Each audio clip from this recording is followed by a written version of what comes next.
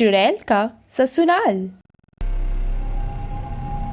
मेरी बहुत दिनों की तमन्ना थी कि मेरी भी शादी होगी, ससुराल होगा मेरा, लेकिन मेरी तमन्ना तमन्ना ही रह गई।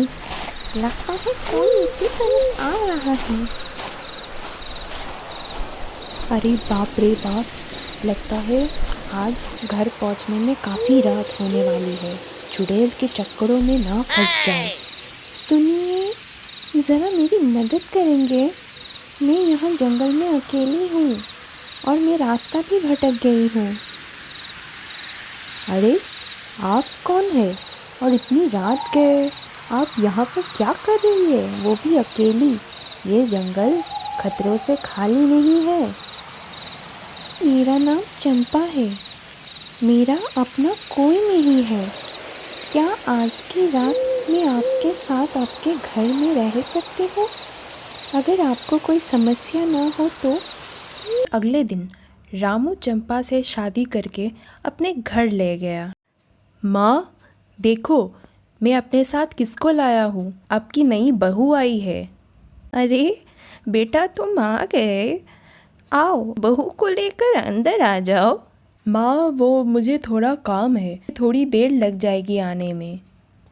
ये बोलकर रामू चला गया और रामू की माँ के साथ चंपा घर के अंदर चली गई। बेटी चंपा, तुम जाके थोड़ी देर आराम कर लो, तुम थक गई होगी, मैं जाकर घर का काम निपटा लूँ। नहीं माँ, आप बैठिए, मैं घर का सारा काम पल भर में ख़त्म कर दूंगी। चंपा घर के सारे काम इतने जल्दी निपटाने लगा, रामू की माँ भी चौंक गई। अगले ही दिन जब चंपा घर के काम में उलझी हुई थी, रामू की माँ चंपा को चुपके से देख रही थी काम करते हुए। उन्होंने जो देखा वह डर गई और शाम को जब रामू घर आया तो रामू की माँ रामू से कहने लगी ये सब बातें। रामू ने बदले में कहा कि आपको शायद कोई भ्रम हुआ होगा। ये बोलकर रामू सोने चला गया।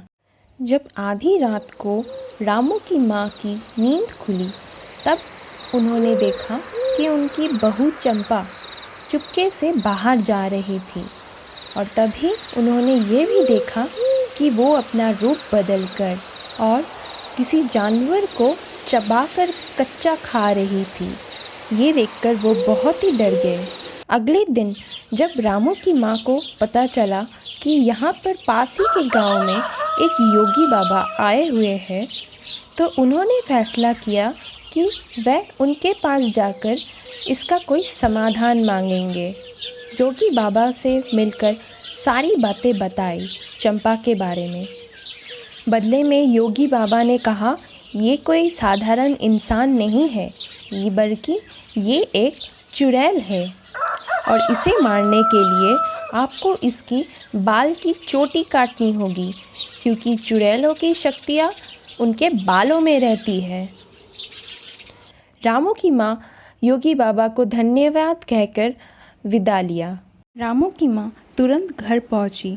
जब चंपा घर के कामों में उलझी हुई थी तब चुपके से जाकर उन्होंने उसकी बालों की चोटी काट दी और चंपा हमेशा के लिए चली गई।